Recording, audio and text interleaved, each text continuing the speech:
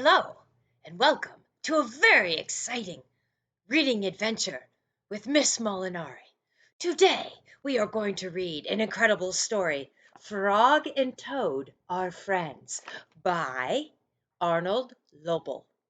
So, if you would, my fabulous fabulos and fabulas, why don't you pause this and go get your book so that you can follow along and read it with me. But I'm not going to wait. So you got to hit pause. Go get your book. All right. And with the magic of video, we're back. All right. Frog and Toad are friends. Do your best. I want you to finger point with me. And if you see a word that you know, you can say it when we get to it. All right? Yo te amo. Spring. Page 4. Frog ran up the path to Toad's house. He knocked on the front door. There was no answer. "Toad, Toad!" shouted Frog. "Wake up! It is spring!" "Bleh!" said a voice from inside the house. "Toad, Toad!" cried Frog. Page 5. "The sun is shining! The snow is melting! Wake up!" "I'm not here," said the voice. "And I want you to look at the pictures too." Frog walked into the house. It was dark. All the shutters were closed. "Toad, where are you?" called Frog. "Go away," said the voice from a corner in the room. Toad was lying in bed. Page 7. He had pulled all the covers over his head. Frog pushed Toad out of bed. He pushed him out of the house and onto the front porch. Toad blinked in the bright sun. "Help!" said Toad. "I cannot see anything." "Don't be silly," said Frog. "What you see is the clear, warm light of April, and it means that we can begin a whole new year together, Toad." "Think of it," said Frog. "We will skip through the meadows and run through the woods and swim in the river. In the evenings we will sit right here on this front porch and count the stars." "You can count them, Frog," said Toad. "I will be too tired. I am going back to bed." Toad went back into the house. He got into the bed and pulled the covers over his head again. "But Toad," cried Frog, "you will miss all the fun." "Listen, Frog," said Toad, "how long have I been asleep?" "You have been asleep since November," said Frog. "Well then," said Toad, "a little more sleep will not hurt me. Come back again and wake me up at about 1/2 past May." "Good night, Frog." 1/2 past May. And if he's been asleep since November, my friends, let's see how many months it is. November, December, January, February, March, April. He's been asleep for 6 months. Do you think you could sleep for 6 months? Page 12. "But Toad," said Frog, "I will be lonely until then." Toad did not answer. He had fallen asleep. Frog looked at Toad's calendar. The November page was still on top. Frog tore off the November page.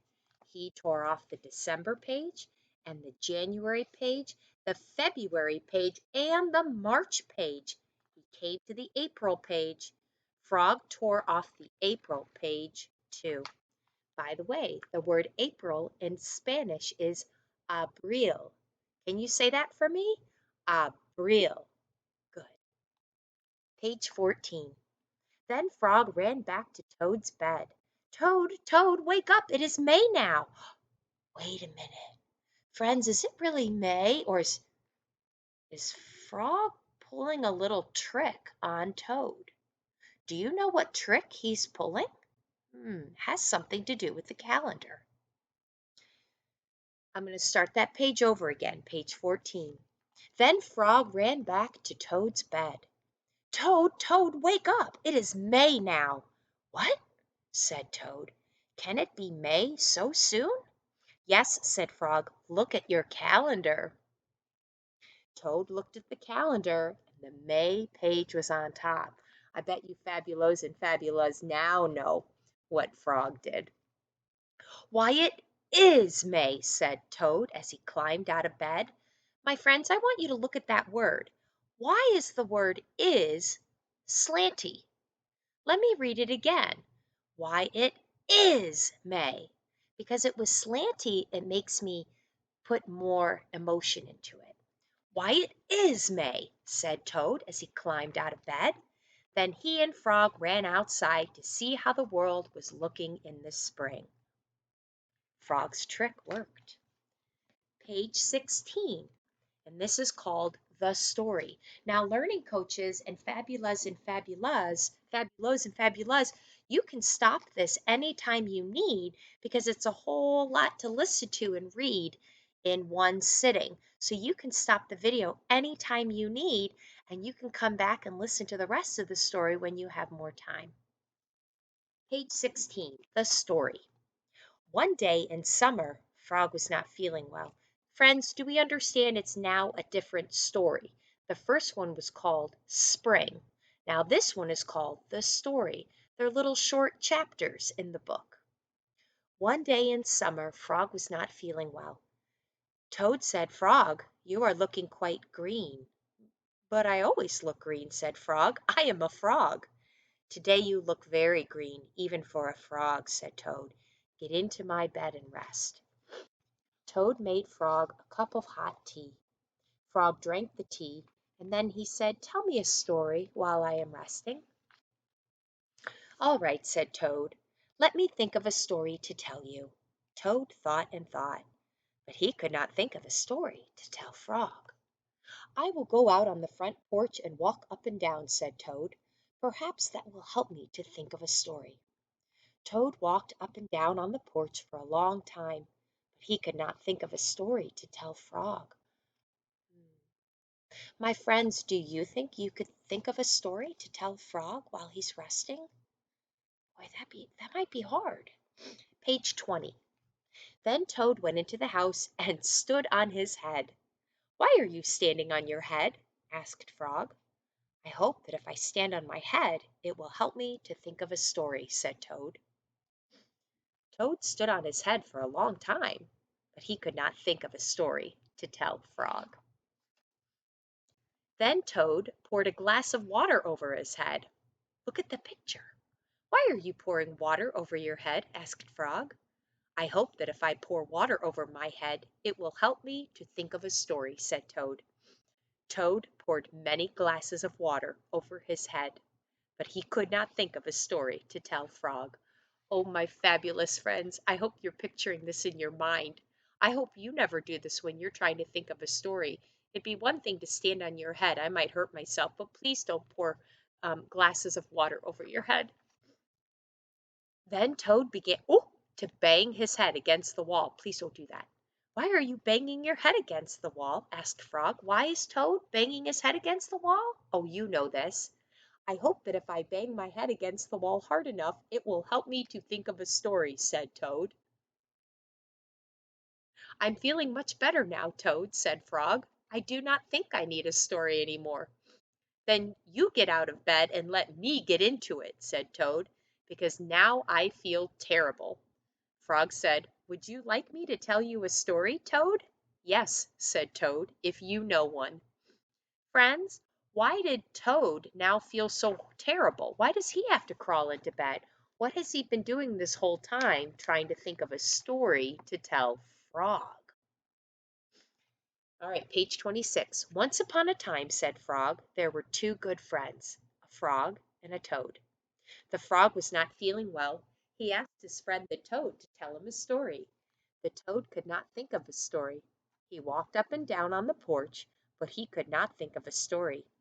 He stood on his head, but he could not think of a story. He poured water over his head, but he could not think of a story." Those of you just listening, do you remember the third thing that Toad did after standing on his head, pouring water over his head? What's the last thing he did to come up with the story? All right, I'm going to tell you.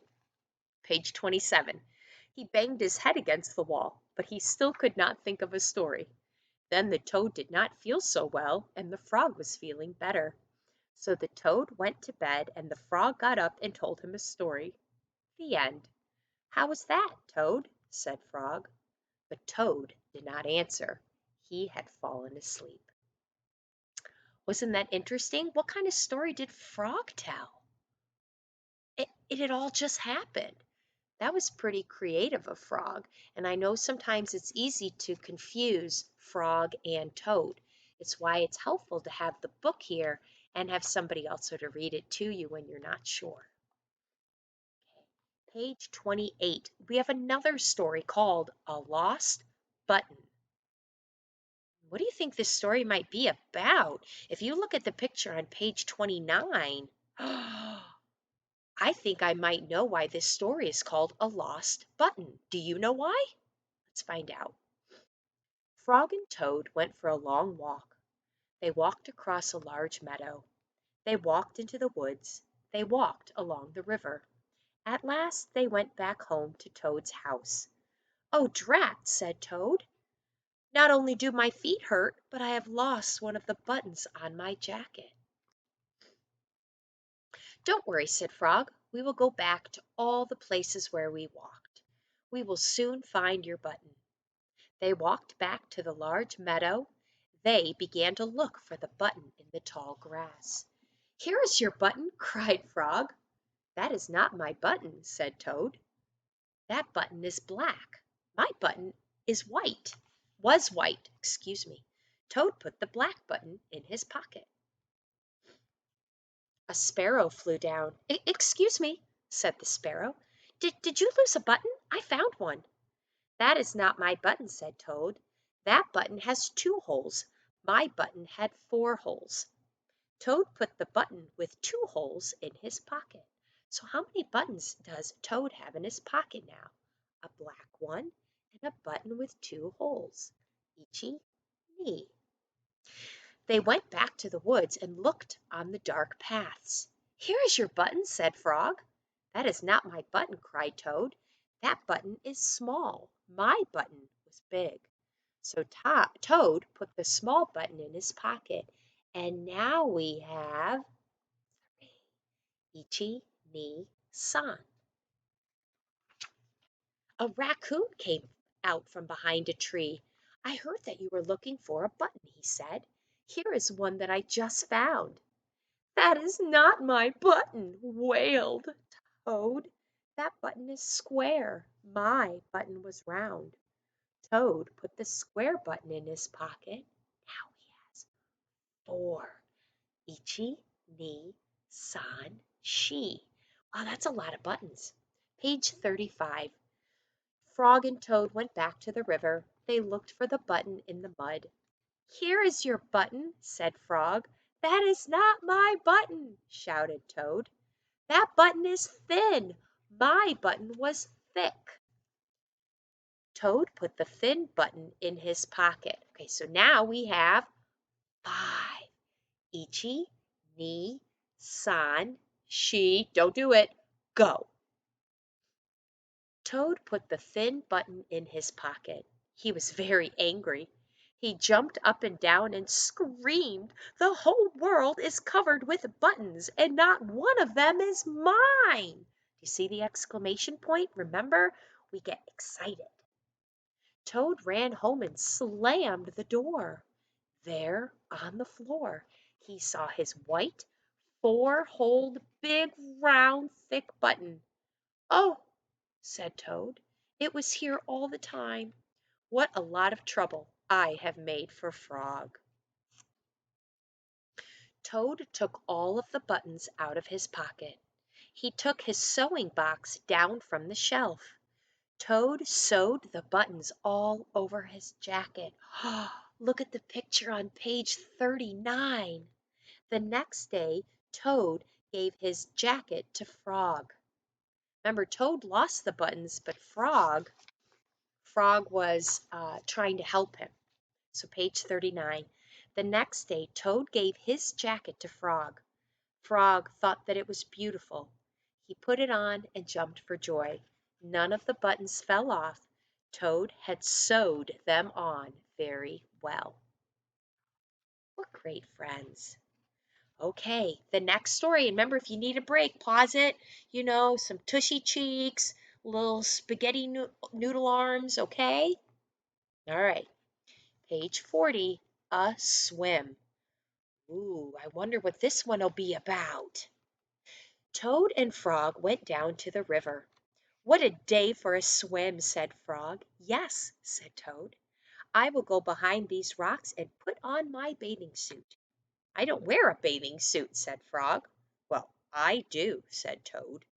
After I put on my bathing suit, you must not look at me until I get into the water. Why not? Asked Frog. Because I look funny in my bathing suit. That is why, said Toad. Frog closed his eyes when Toad came out from behind the rocks. Toad was wearing his bathing suit. Don't peek, he said. Frog and Toad jumped into the water.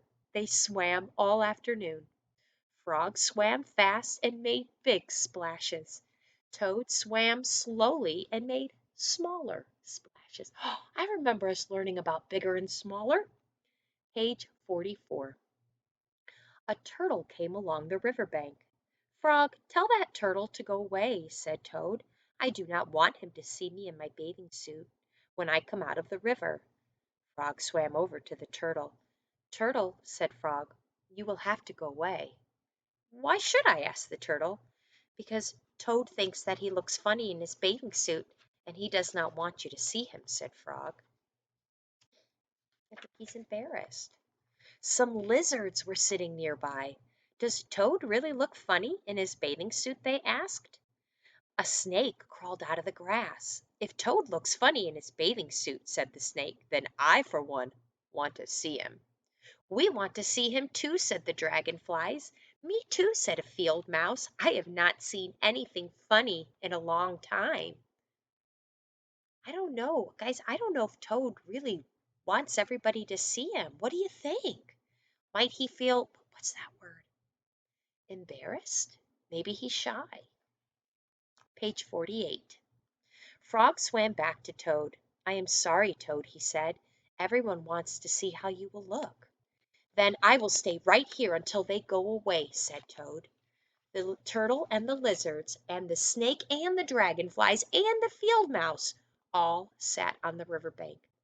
If you have your book, you can look at the picture on page 49 and see all of the animals. They waited for Toad to come out of the water. Please, cried Frog, please go away. But no one went away. Page 49.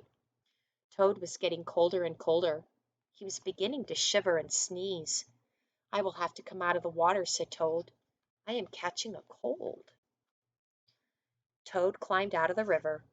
The water dripped out of his bathing suit and down onto his feet. The turtle laughed. The lizards laughed. The snake laughed. The field mouse laughed. And Frog laughed. Look at Toad's face on page 50. And look at everybody laughing on page 51. How do you think Toad might react? What do you predict? Let's see. What are you laughing at? Frog, said Toad. I am laughing at you, Toad, said Frog, because you do look funny in your bathing suit. Of course I do, said Toad. Then he picked up his clothes and went home. Wow, did you predict that? Toad knew he looked silly the whole time, and that was okay with him. Page 53, the last story, The Letter. Toad was sitting on his front porch. Frog came along and said, What is the matter, Toad? You are looking sad. Yes, said Toad, this is my sad time of day. It is the time when I wait for the mail to come. It always makes me very unhappy. Why is that? Asked Frog. Because I never get any mail, said Toad. Not ever? Asked Frog. No, never, said Toad. No one has ever sent me a letter. Every day my mailbox is empty. That is why waiting for the mail is a sad time for me. Frog and Toad sat on the porch feeling sad together. Sorry, I just got a little view of that one. That's your class kitty cat. Page 56. Then Frog said, I have to go home now, Toad. There's something that I must do. And Frog hurried home. Friends, if you have your book, on page 56, what do you think Frog is doing? Remember, Frog and Toad are friends. Okay, underneath the picture, he found a pencil and a piece of paper. He wrote on the paper. He put the paper in an envelope, and on the envelope he wrote, "A letter for Toad." Frog ran out of his house. He saw a snail that he knew. "Snail," said Frog, "please take this letter to Toad's house and put it in his mailbox." "Sure," said the snail, "right away." That was very polite of Frog. He said "please" to the snail. Page 58. Then Frog ran back to Toad's house. Toad was in bed, taking a nap. "Toad," said Frog, "I think you should get up and wait for the mail some more." "No," said Toad, "I'm tired of waiting for the mail." Frog looked out of the window at Toad's mailbox. The snail was not there yet. "Toad," said Frog, "you never know when someone may send you a letter."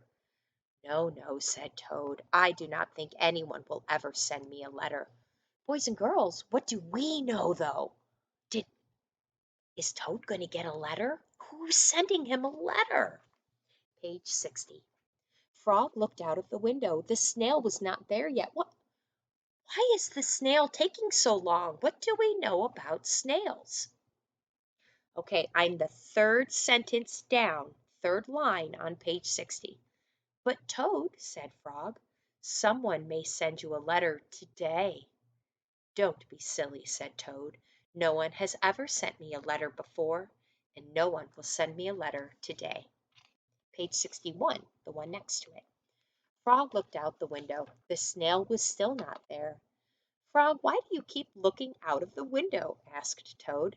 "Because now I am waiting for the mail," said Frog. "But there will not be any," said Toad.